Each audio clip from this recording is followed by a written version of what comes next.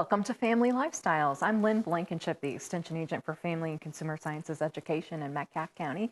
And today I am joined by Mrs. Janey Cline, who works in the same position in Hart County. Thank you for joining us today, Janey. Well, thank you for having me. What did you bring for us to learn about?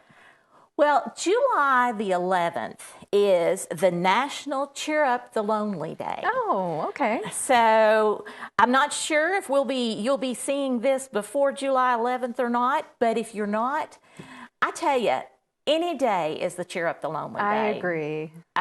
We have been in quarantine because of COVID, and there are a lot of people out there that are very Isolated, lonely. yeah. I actually ran into a lady just this week, and I said, "So how are you doing?" And she said, "I'm just so lonely."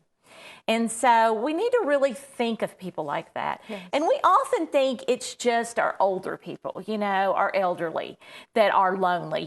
Maybe they're living alone or whatever. But there's been a study that actually proved that the 18 to 24-year-olds are the most lonely. Yes. And I think that's just attributed to the fact that they're at a different change in their life and they don't know where they're going. And well, their friends are their family at that age. They're being told they can't get together like they usually do with their friends. Right, exactly. So they're very social people, right, so they really struggle with being lonely. So, but then it's across all age groups, I know I've experienced being lonely during this, even though I've had people around, you've missed your church family, I'm sure. For a while, there were no church services, or you had to stay in your car in the parking lot, and you weren't able to connect with those people that you're used to seeing week after week. We are definitely social people, and so that was very troubling to me. Yes. And so we just really need to think about, those people that are out there, everybody that's out there, our neighbors, and don't just think about, like I said, the elderly people, We need to think about everyone. And some of the things we can do, I've brought some ideas and some tips and some, just some kind of out-of-the-box thinking. And we need to get our children involved in this as well, because I think this teaches them a valuable lesson. When my children were young, they were all young, we would go to nursing homes and we would go to the elderly homes, of the church members and that type thing. And they grew up doing that. Yes. And they love elderly people now. I get so tickled because my daughter is... when there was an elderly couple at church that they were really close to, her and her husband, and they would go to UK ball games together. Nice. It was like they would hang out with them versus hanging out with their 20-something-year-olds, But they grew up learning to appreciate the elderly. And so you're bridging that gap. And, like I was talking about, the 18 to 24-year-olds are lonely. So, they can, if they will take the time to build relationships with the elderly, they can learn a lot from them. Absolutely. And help with that loneliness, Yeah. And some of the ways we can do that is just by simply doing small things. You have a big balloon there, a big star balloon there by you, It's got a weight on it. Wouldn't you just love to open your door and see that with a note tied to it? Yes. It would just make you feel... Nice surprise. Yeah, it would make you feel like somebody cared that day, wouldn't it? Yes. And so, you could tie that to the mailbox, if you didn't want to get as close as the house, because, we are kind of a little bit leery about getting that one-on-one contact. So tying it to the mailbox, and let them look out the door. I love the sidewalk chalk movement where grandkids are going to their grandparents' house and the grandparents watch out the window while the kids draw a mural on their driveway for them. Right. Or bringing the kids over to grandma's house and letting them play in the front yard and grandma watches through the window. Yes. At least it's not the same as being able to hug and be right there with each other, but at least you get to see them for an extended period of time and observe, them. Yes, and a lot of people will FaceTime and that type thing, and that's good, don't get me wrong, but I'm with you. I like looking out that window and seeing them playing out there, they're just a little bit closer, so, and it breaks up that loneliness, and it helps the children as well, like I was saying, it's a two-way street there. Yes. So, anyway, that's an idea you can do. I have a little vase here this is like a cheap craft. You can put some little butterscotch discs down in here because, we all love these butterscotch discs. Yeah. Or just some kind of hard candy. Yeah, it doesn't even necessarily have to be that. I've tied a balloon on the top of this.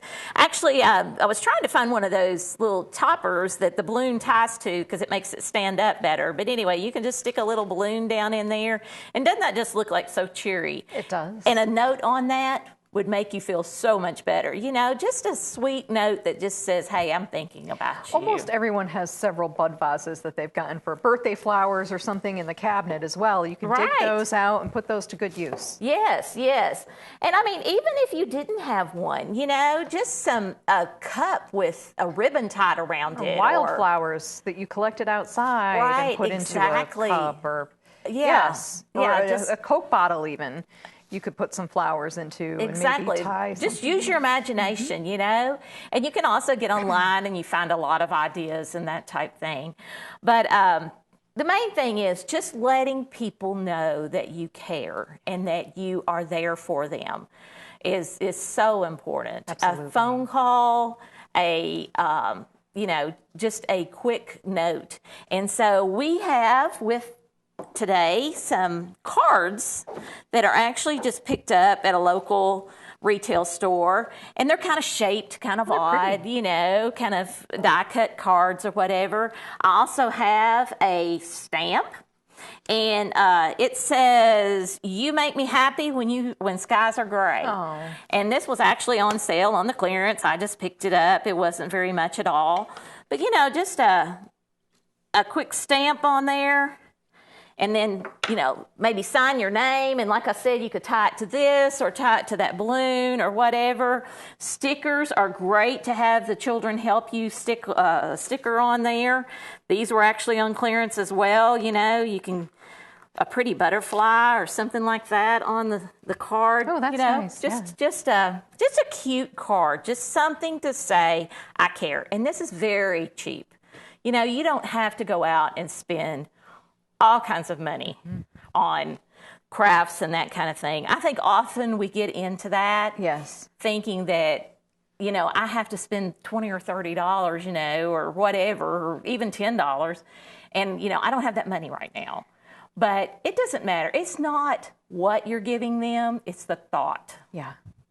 And so, but you had mentioned early on that you had put the Crazy 8 cards in some of your to-go boxes. And one of the ideas I had with that is that you can play cards online with like Zoom or FaceTiming. Yeah. Right, yeah. How fun. Yeah. If you each have a set, then you... If you're just playing... Or Slapjack would work that way, too. Right, exactly. Yeah, just any kind of a card game that you could play with, your grandparents or just someone. It doesn't have to be a simple game, but still, it could be a fun game. Yeah. So good way to interact. Sometimes you run out of things to say, especially after 3 months of trying to FaceTime. Yeah. And we're all not doing a whole lot, so there's not a lot to talk about, right? Right, exactly. So doing things like this can be a way to interact and provide something to interact around. Yes. And have it be comfortable. It could. Yeah. All right. So, Janey, those were some great ideas, and I know you've got more to share with us. We're going to take a quick break, and we'll be right back. Okay.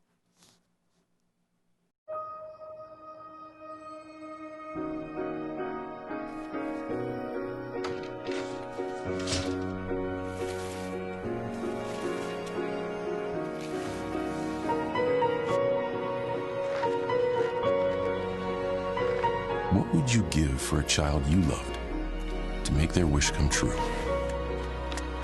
To help them fight a critical illness? Just imagine what you'd do. You see, wishes are so powerful, and you can make them real. They can give a child back their childhood, even change the way they feel. Every single one of us can make the stars align, because when we come together, hope and joy will shine.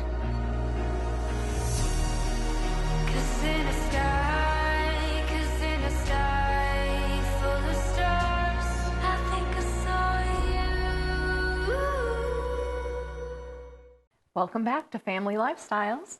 We're going to pick up our conversation with Janey Cline about helping to stave off loneliness. Yes, loneliness is one of those things where we just think, oh, you're just lonely. But it affects more than just the feeling of loneliness. It can affect your health. Absolutely. A lot of times it plays a big role in substance abuse. And, we've been in quarantine and that kind of thing. And, it has really been hard on those who suffer from substance abuse. And depression and anxiety. All of those things are Yes. increased when you don't have the contact of your support people. Right. You had mentioned, my church family, and my church family is my support, and I love my church family. Yes. And so it has really, caused me to be lonely. But people who are suffering from substance abuse are missing their NA meetings, and they're missing their AA meetings, and they're also missing the church families if they have them. And so it is really, really hard on them, more than we even realize. I have heard of a couple that have reverted back that were doing so good. They were in recovery and they were really doing well. But the fact that social interaction is not there they've had a setback. And so, it's heartbreaking. It is. And, but it's something that we need to be aware of, and don't think of them in the way of, oh, they're just a drug user, They need that support. They need us. And so we need to reach out to them. And in the earlier segment, we had talked about, the elderly and how that, reaching out to them, we kind of mentioned that, and, and the even the middle-age group, and all that, and the ways we had talked about. But the same thing goes for that substance abuse user, taking them a balloon and tying a note on there and say, hang in there, you can do it, that kind of thing. A phone call. Just to let them know that they're still being thought of and that their support system is still there, even though they're not face to face. Right, exactly. It's huge. It is huge. And also there's the individual who maybe is suffering from like cancer or something like that, they need that support as well, so that they're not there just all alone, and there are so many easy and quick ways we can do that.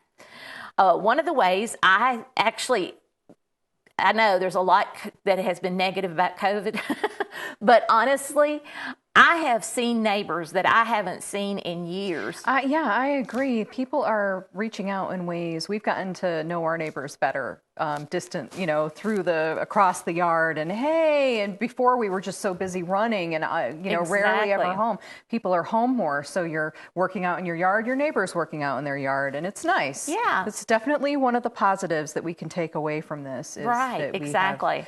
And my neighbor has actually had some heart issues, during all this COVID thing. And so I've kind of started trying to take some food over there, Nice. I normally wouldn't cook at home and that kind of thing, and, or bake or whatever. I hate to say that, but with Extension, we run a lot, don't we? We do. We really and so I often cook something quick. But, and I've always used that as an excuse. I'm too busy with work to make a big meal. I'm too busy with work. I don't have time to make a big meal. But it doesn't have to be a big meal. We often just think that, and that comes from being the old Southern cooks, that think that you have to have a meat and two vegetables. Yeah, a Thanksgiving dinner. That's what you have to go to the, if you're going to take to the sick. You've got to have a dessert and 2 vegetables and a meat and a salad and everything else. But like I say, in all of this, it's not about what you do. It's just that you do it, and that you put that thought into it.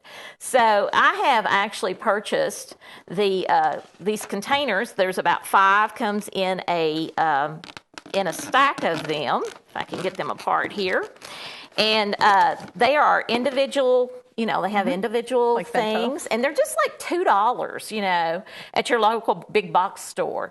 And so, when I'm cooking a meal or something, I'll just throw in a little extra as I'm cooking, and then I'll put them in these containers so that they don't have to return them, and just take them to the neighbor's house. Yeah. And like I said, with a quick note, hope you're having a good day, hope you're feeling well, and that type thing, it just makes their day. And Nice.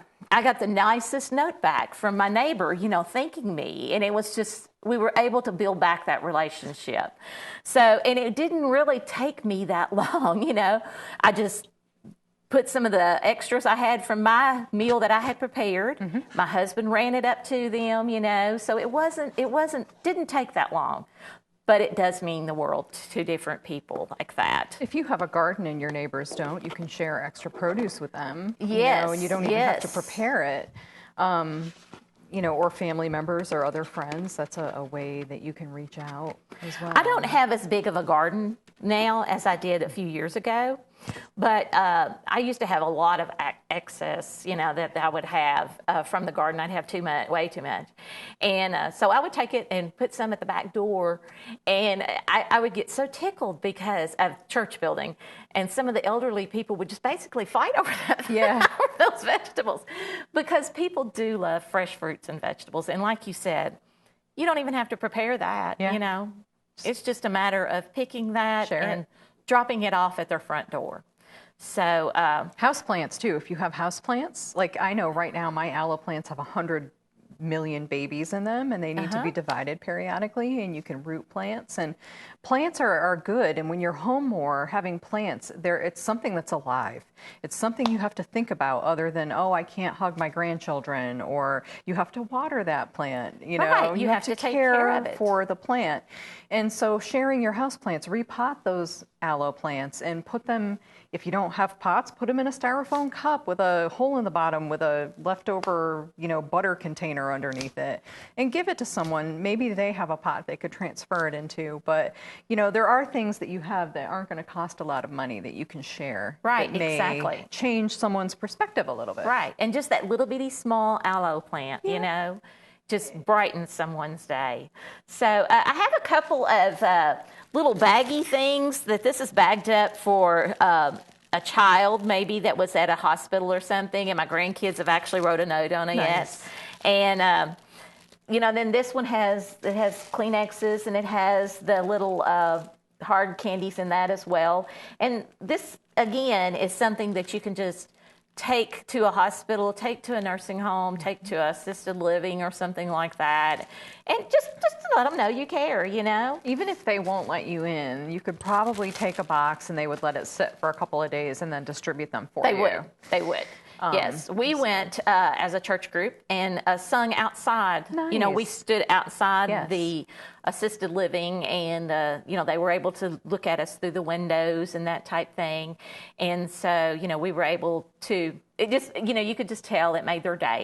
Just to see people, and also to hear us singing and that type thing. And they knew you were thinking about them. Yes, taking a little bit of our day, and didn't cost us anything, but.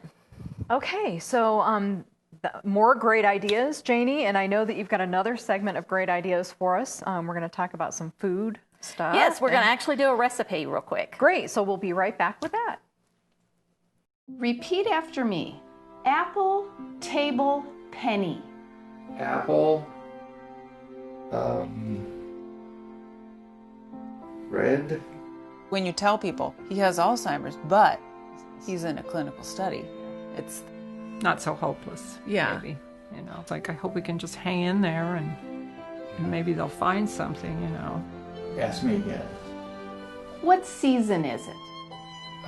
It's when all the leaves down and I know it's there, but I can't get it. Yeah. And it just kills me. I remember watching Dad interact with the kids and thinking, geez, in 5, 6 years, will he even know who they are? 1 in 10 Americans over 65 has Alzheimer's disease. Learn more today at brightfocus.org.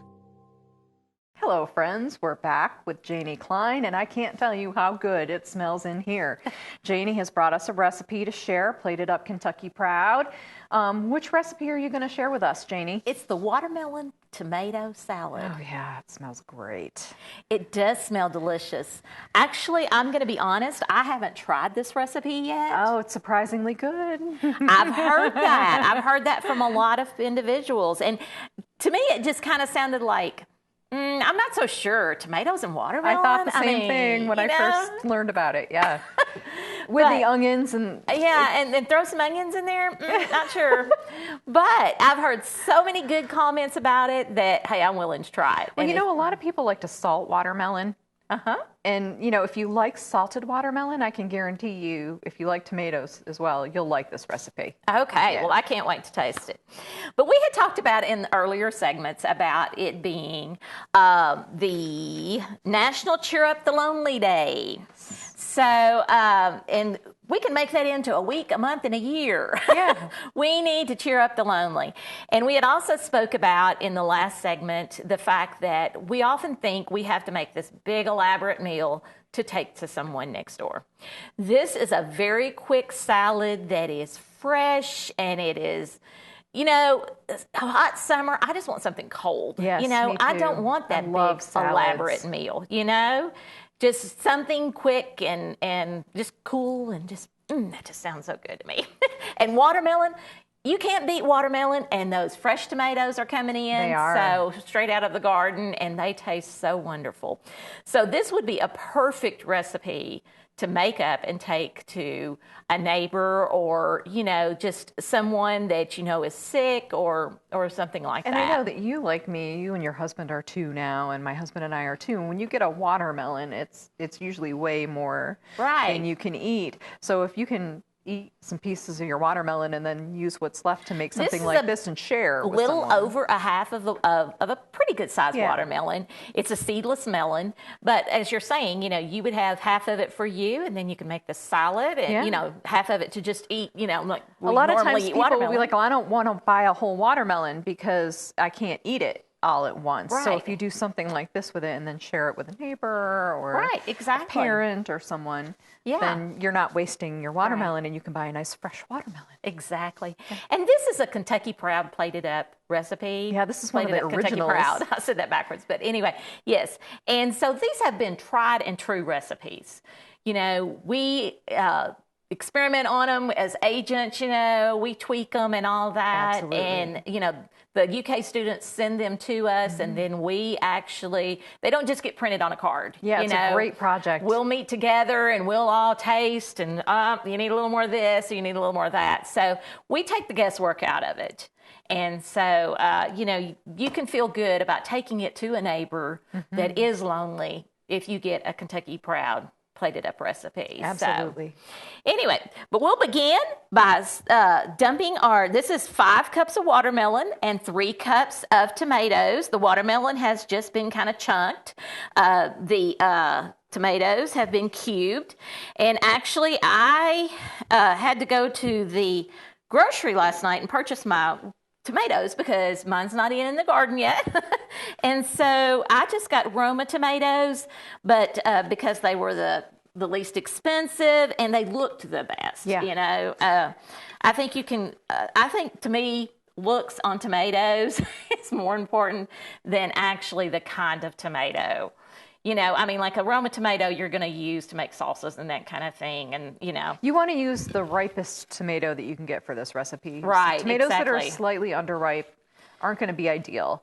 So if it's nice and pretty and red, you know, you want to use that tomato. Yes. And that was the reason I chose the Romas, because the others didn't look like they were ripe, and I just thought, I don't think that will go well in that recipe. Also, the Romas are firmer and they have fewer seeds in them because they're a paste tomato, and it actually lends itself better to this type of recipe than a standard round slicing tomato. They have a lot of gel and seeds. They do.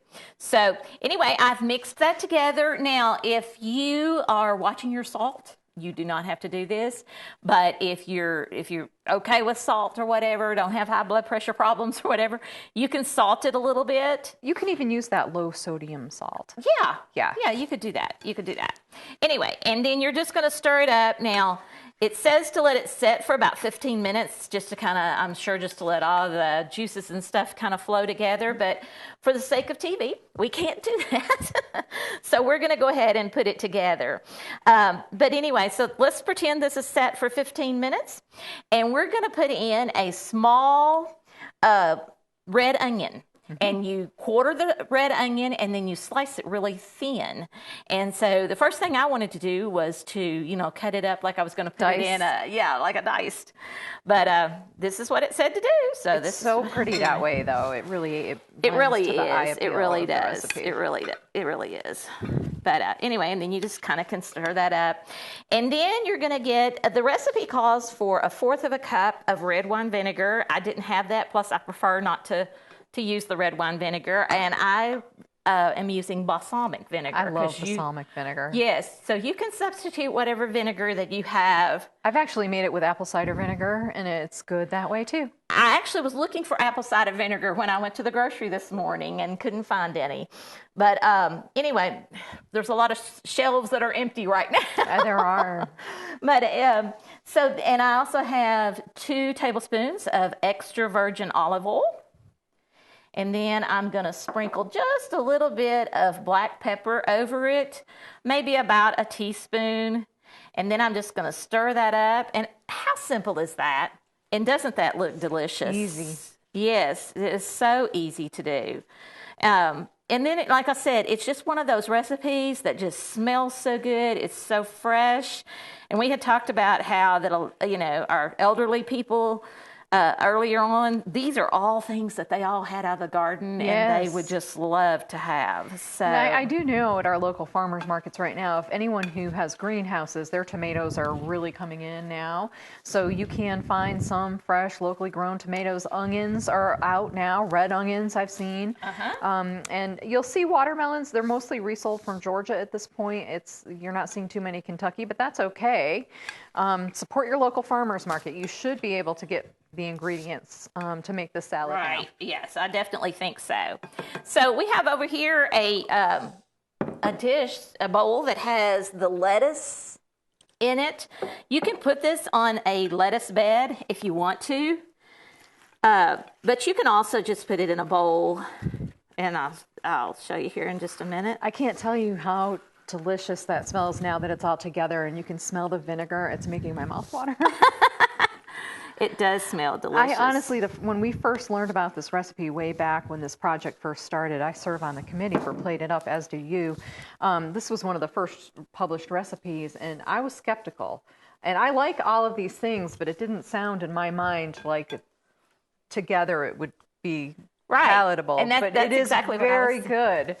Yeah. Quite a good salad. But that just makes such a colorful presentation. It really does. When you have all those colors mixed together. And, the longer this sets, it's supposed to chill for a couple of hours in the refrigerator. So, you might put it together, and then, like I said, they could take it and, put it in their refrigerator if you were in a hurry or something like that, and mention to them, that it needed to chill a couple of hours. But I think a great recipe to take to someone that is lonely. Absolutely, Janey. And thank you so much for bringing it and sharing with us all those great ideas about loneliness busters and boredom busters for kids and thinking about other people. Appreciate your time today. Yeah. Have a great one. You too.